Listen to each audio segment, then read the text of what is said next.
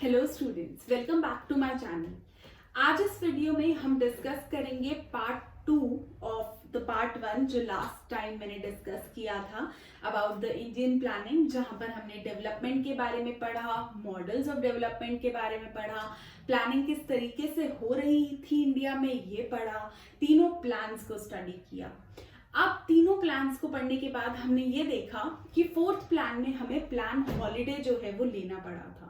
तो कुछ कंट्रोवर्सीज जो हैं वो उभर कर आ रही थी with in the Indian segment, जिसकी वजह से हमें प्लान हॉलिडे जो है वो लेना पड़ा। सो क्या ऐसी कंट्रोवर्सीज थी जिन्होंने हमें लीड किया टुवर्ड्स अ प्लान हॉलिडे? ऐसा क्या हो रहा था, ऐसी क्या असहमति थी with in the Indian system, Indian economic system, जिसकी वजह से हमें प्लान हॉलिडे लेना पड़ा? तो सबसे पहली कंट्रोवर्सी थी एग्रीकल्चर वर्सेस इंडस्ट्री। तो जैसा कि हमने देखा कि फर्स्ट प्लान जो है वो पूरे तरीके से एग्रीकल्चर को सपोर्ट करने की बात कर रहा था, क्योंकि वही सबसे ज्यादा हिट हुआ था during the partition time. Second plan में हमने देखा कि किस तरीके से पीसी महालनोबिस ने बहुत क्लियरली ये चीज समझाई कि जब तक इंडस्ट्री डेवलप नहीं करेगी, जब तक टेक्नोलॉजिकल एडवांसमेंट नहीं आएगी, तब तक कंट्री डेवलप नहीं कर सकती। और हम सभी जानते हैं कि नेहरू भी बहुत ज्यादा मानते थे साइंस और टेक्नोलॉजी में, कि टेक्नोलॉजी जो है वो बहुत ज्यादा इंपॉर्टेंट है किसी भी कंट्री को डेवलप करने के लिए। तो कहीं ना कहीं टेक्नोलॉजिकल विजन जो है वो कंट्री की रखी जा चुकी थी ड्यूरिंग हिज टाइम इटसेल्फ। तो यहाँ पर जो की कंट्रोवर्सी थी वो ऐसी थी कि जेसी कुमारप्पा ये कह रहे थे कि रूरल इंडस्ट्रियलाइजेशन बहुत ज्यादा जरूरी है, मतलब इवन द रूरल एरिया वहां पर भी जो है स्मॉल स्केल इंडस्ट्रीज और फिर बिग इंडस्ट्रीज जो है वो सेटअप होनी चाहिए। जेसी कुमारप्पा के सपोर्टर्स जो थे वो इंडस्ट्रियलाइजेशन को सपोर्ट कर रहे थे, but on the other hand Chaudhary Charan Singh और बहुत सारे ऐसे लीडर्स थे जो पूरे तरीके से ये कह रहे थे कि क्योंकि most of the population villages में रहती है, तो हमारा जो प्राइम इंपॉर्टेंस है वो इस टाइम एग्रीकल्चर सेक्टर ही होना चाहिए। तो एक तरफ जहां लोग इंडस्ट्री को सपोर्ट कर रहे थे, वहीं दूसरी तरफ लोग बात कर रहे थे एग्रीकल्चर को सपोर्ट करने की। तो ये पहली कंट्रोवर्सी थी among the Indian planning methods. और ये कंट्रोवर्सीज जो है ये बहुत ही इंपॉर्टेंट 4 मार्कर क्वेश्चन है, तो इसे आप बिल्कुल भी इग्नोर ना करें। ये बहुत ही ज्यादा सिंपल है, आप इसमें बहुत आसानी से अपनी लैंग्वेज में भी बना करके लिख सकते हैं, 1-2 पॉइंट्स लर्न करके, और इसमें 4 आउट ऑफ 4 आप स्कोर कर सकते हैं, तो इसे बिल्कुल इग्नोर ना करें।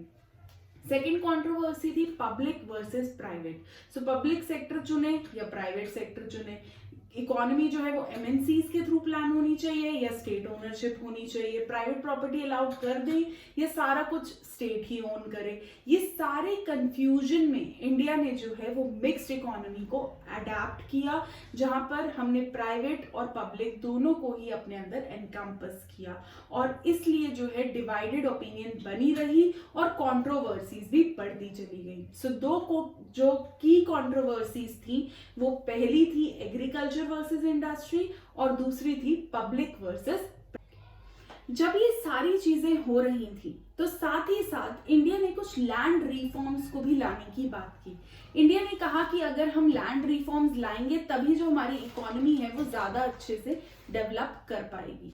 तो जहां पर ये सारी प्लानिंग की बातें हो रही थी, जहां पर ये सारी कंट्रोवर्सीज आ रही थी, वहां पर एक बहुत ही बड़ा स्टेप जो आया वो आया लैंड रिफॉर्म्स के रूप में।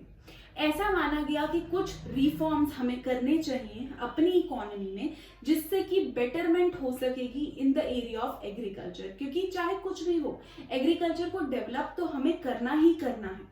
सो जो पहला स्टेप उठाया गया वो उठाया गया जमींदारी को हटाने का। हम सभी जानते हैं कि ब्रिटिशर्स के रहते यहाँ पर जमींदारी सिस्टम जो है वो इम्प्लाई किया गया था, जहाँ पे कुछ जमींदार जो हैं उनको लैंड की जो पोजीशन है वो दी गई थी और बाकी लोग एज लेबरर्स काम करते थे।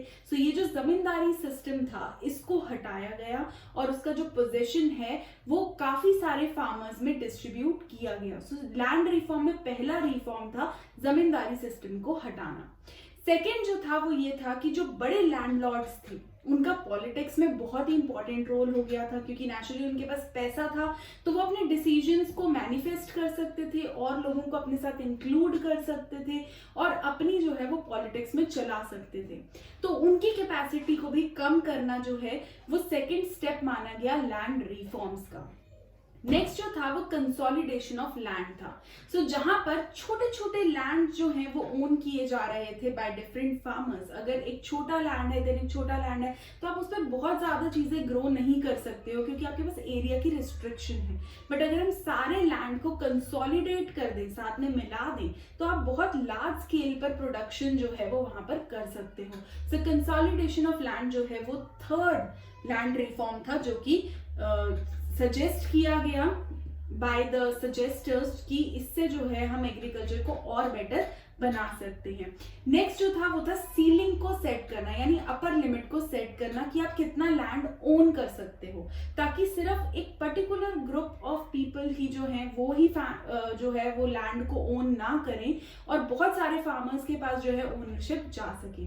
सो बहुत अच्छे लैंड रिफॉर्म्स जो है वो सजेस्ट किए गए थे, जमींदारी सिस्टम को हटाने के रूप में, कंसोलिडेशन ऑफ लैंड के रूप में और अपर लिमिट सेट करने के रूप में, सीलिंग सेट करने के रूप में और लैंड लॉर्ड्स की जो पॉलिटिक्स में जो उनका रोल था उसको घटाने के रूप में। लेकिन बहुत ही सैड सी बात है कि चाहे प्लानिंग इतनी अच्छी थी लेकिन उसके जो आउटकम्स थे वो इतने अच्छे नहीं थे। सो पहला आउटकम ये था कि चाहे सजेशन बहुत अच्छे लैंड रिफॉर्म्स की हुई, उसकी इम्प्लीमेंटेशन बिल्कुल भी नहीं हुई। सो इम्प्लीमेंटेशन जो थी लैंड रिफॉर्म्स की वो फेल हो गई। नेक्स्ट था कि जो लैंड ओनिंग क्लास थी वो सारी की सारी पॉलिटिकल पावर लेकर के अपने पास बैठ गए थे और जो बिग इंडस्ट्रियलिस्ट थे उन्हीं को ही इससे पूरा का पूरा फायदा होता चला गया। सो लैंड रिफॉर्म्स जिस लिए आए थे उसका पूरा ही एक ऑपोजिट असर जो है वो देखने को मिला। सो इससे डील करते हुए एक ग्रीन रेवोल्यूशन नाम की चीज जो है वो इंट्रोड्यूस की गई।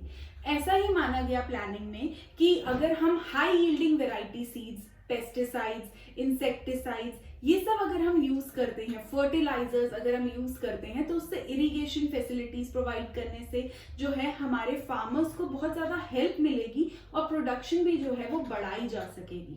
बट ग्रीन रेवोल्यूशन के भी जो साइड इफेक्ट्स थे वो उसके अच्छे बेनिफिट्स से बहुत ज्यादा ऊपर थे। इसके कुछ साइड इफेक्ट्स थे कि जो रिच पेजेंट्स थे उनको ही इसका फायदा हुआ क्योंकि वो ही अफोर्ड कर सकते थे हाई यील्डिंग वेराइटी सीड्स या पेस्टिसाइड्स को लेना। कुछ ही रीजन्स जो हैं उनको इसका फायदा हुआ जैसे पंजाब, हरियाणा, वेस्टर्न यूपी। कुछ मिडिल पेजेंट्स जो हैं वो इमर्ज होने लगे, एक मिडिल क्लास इमर्ज होने लगी पेजेंट्स के अंदर भी। और जो रिच फार्मर्स थे उनके पास इतना पैसा आ गया कि वो पॉलिटिक्स को भी इन्फ्लुएंस करने लगे।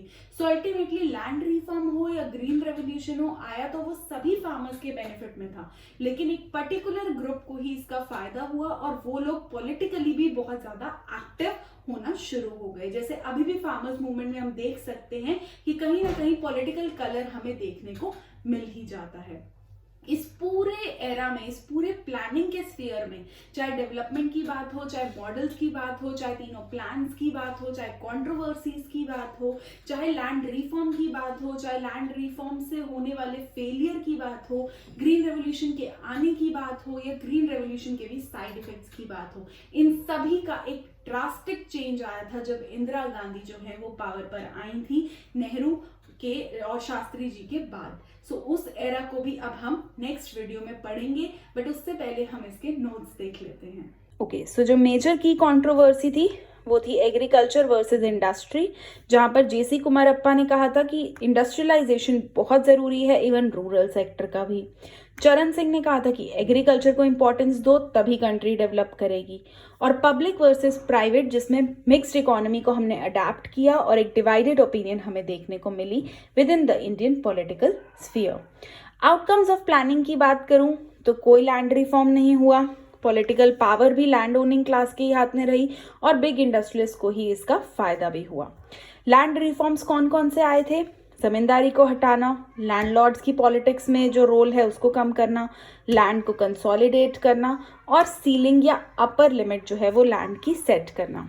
ग्रीन रेवोल्यूशन आया जिसने HYV सीड्स फर्टिलाइजर्स की बात की, लेकिन इससे फ़ायदा सिर्फ रिच पेजेंट्स को हुआ। कुछ एरियाज जैसे पंजाब, यूपी, हरियाणा को ही फ़ायदा हुआ।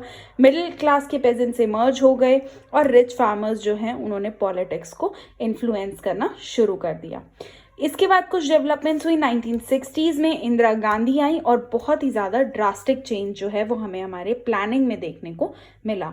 सो चाहे वो प्लान हॉलिडे हो या तीनों प्लान्स हो, एक काइंड ऑफ स्पेकुलेशन जो है वो बना ही रहा, लेकिन स्टिल हमारी इकोनॉमी को इसके पॉजिटिव्स का फ़ायदा उठाने का मौका ज़रूर मिला। Welcome back guys, I hope आपको ये चैप्टर समझ में आ गया होगा। दोनों पार्ट्स को कंबाइन कर लें तो ये बहुत ही इजी सा चैप्टर है, बट इसमें कुछ बेसिक इंपॉर्टेंट पॉइंट्स हैं जिनको एज इट इज समझना और लिखना बहुत ज़्यादा ज़रूरी है।